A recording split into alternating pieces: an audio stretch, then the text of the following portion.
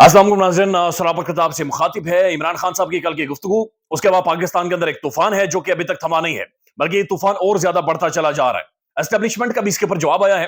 कामरान शाह साहब ने इस हवाले से एस्टेब्लिशमेंट के सोर्सेज से ट्वीट किया है और एस्टेब्लिशमेंट की उस स्टेटमेंट को जो कामरान शाह साहब कोट कर रहे हैं उसे देखें, हामिद मीर साहब का तज्जिया इमरान खान के हवाले से सुने और खान की कल की गुफ्तगू सुने तो क्लियर कट ये महसूस होता है कि ये अनाओं का टकराव है। ये दो बड़ी पर्सनैलिटीज या शख्सियतों का टकराव आपस में, ये पर्सनैलिटी क्लैश है, ये पॉलिटिकल नहीं है, ये पर्सनालिटी क्लैश है।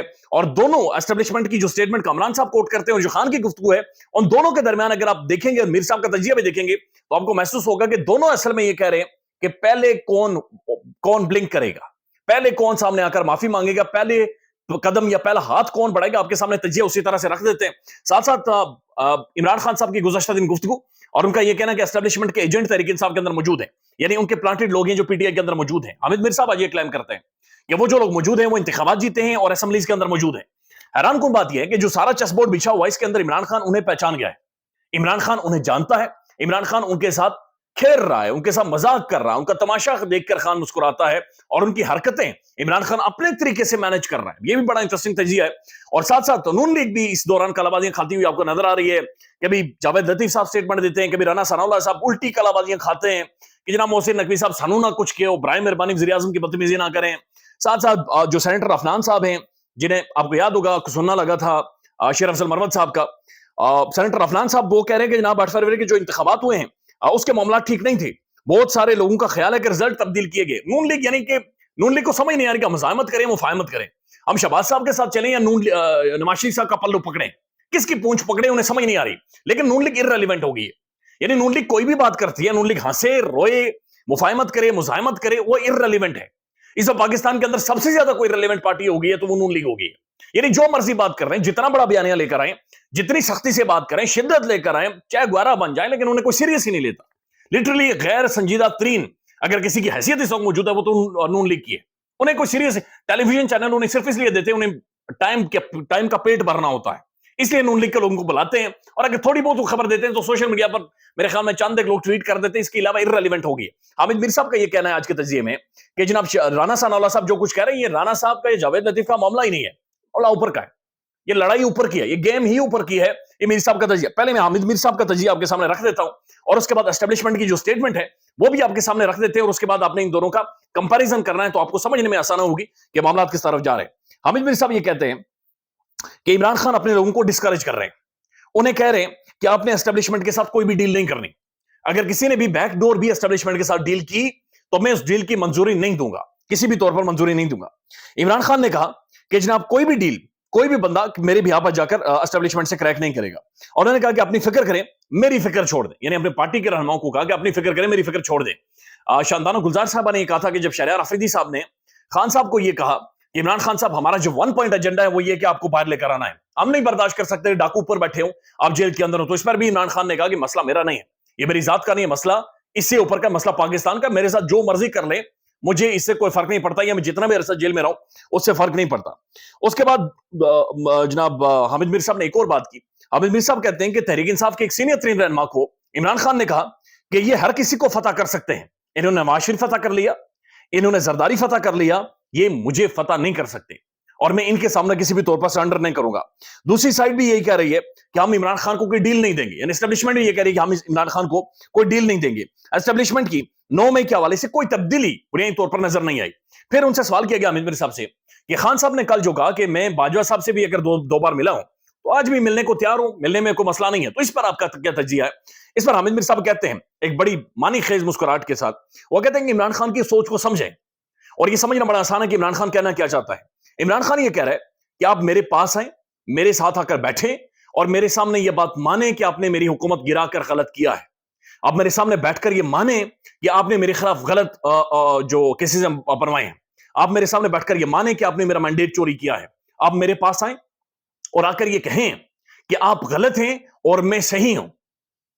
ये एग्जैक्ट उनके हामिद मीर साहब के अल्फाज हैं कि आप आकर कहें कि आप गलत हैं और यानी खान ये कह रहा है कि मैं सही हूं। आप पब्लिकली आकर ये चीज माने कि आप गलत थे और मैं सही था और आपने गलत मेरी हुकूमत गिराई है, उसके बाद हम साथ चल सकते हैं, मैं आपके साथ बैठ सकता हूं, आपके साथ मुलाकातें कर सकता हूं, तो कोई भी डील स्ट्राइक हो सकती है। बट उससे पहले आपको पब्लिकली ये बात माननी पड़ेगी کہ آپ غلط تھے, جو گھمسان یعنی پاکستان کے اندر بھرپا ہوا ہے, اس کے اندر آپ کی پالیسیز غلط تھی. خان کہہ رہا ہے کہ میری پالیسیز ٹھیک تھی, آپ کو ماننا پڑے گا, اور اسی چیز کے حوالے سے بات چیت کر رہا ہے. اب جو اہم ترین بات ہے, ان سے پوچھا گیا کہ جو تحریک انصاف کے اندر ایجنٹ ہے جو عمران خان نے کہا ہے, حامد میر صاحب یہ کہتے ہیں کہ عمران خان نے بریسٹ گوہر, اس کے بعد جناب شبلی فراز, علی ظفر اور حامد خان, ان چاروں کو بتا دیا ہے کہ کون کون سے ایجنٹ اسٹیبلشمنٹ کے تحریک انصاف کے اندر موجود ہیں. عمران خان نے سب کو بتا دیا اور سب کو پہچان لیا کہ کون کون سا اسٹیبلشمنٹ کا بندہ تحریک انصاف کے اندر موجود ہے. عمران خان ان کے ساتھ کھیل رہا ہے اور پھر اپنے ہی پارٹی کے لوگوں کے ذریعے انہیں ذلیل کروا کر عمران خان مسکراتا ہے. یہ میر صاحب کا ایگزیکٹ تجزیہ ہے کہ 4 لوگوں کو عمران خان نے نام بھی بتا دیے, پھر عمران خان ان کے ساتھ کھیل رہا ہے, ان کا استعمال کر رہا ہے, اور پھر عمران خان انہیں اپنی پارٹی کے لوگوں کے ذریعے ذلیل بھی میڈیا میں کروا رہا ہے.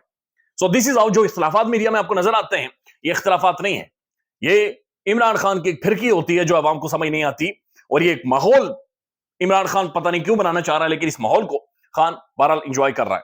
اب اسٹیبلشمنٹ کا جو جواب ہے اس کے اوپر کامران شاہد صاحب, انہیں پرو اسٹیبلشمنٹ سمجھا جاتا ہے یا پاکستان کے اندر گردانا جاتا ہے کہ اسٹیبلشمنٹ کے بڑے قریب ترین صحافیوں میں سے ایک ہیں, انہیں جو سمجھا جاتا ہے. اب وہ کیا کہہ رہے ہیں, کامران شاہد صاحب لکھتے ہیں, sources in establishment have confirmed that no reconciliation will be done with any of the disruptive force who are advancing the agenda of the foreign players.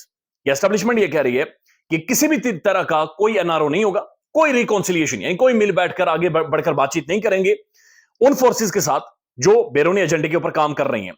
ریکونسیلیشن یعنی مفاہمت یا ریکونسائل کرنا, ریکونسیلیشن از unthinkable with the planners, abettors, facilitators and the perpetrators of No May unless, یعنی کہ وہ کہہ رہے ہیں کہ ریکونسیلیشن کا سوال ہی پیدا نہیں ہوتا, unthinkable ہے یعنی سوچا بھی نہیں جا سکتا ان لوگوں کے ساتھ جو نو مئی کے پلانرز تھے اور فیسیلیٹیٹر تھے, نو مئی کرنے والے تھے, تخریب کار تھے, unless یہاں پر موجود ہے.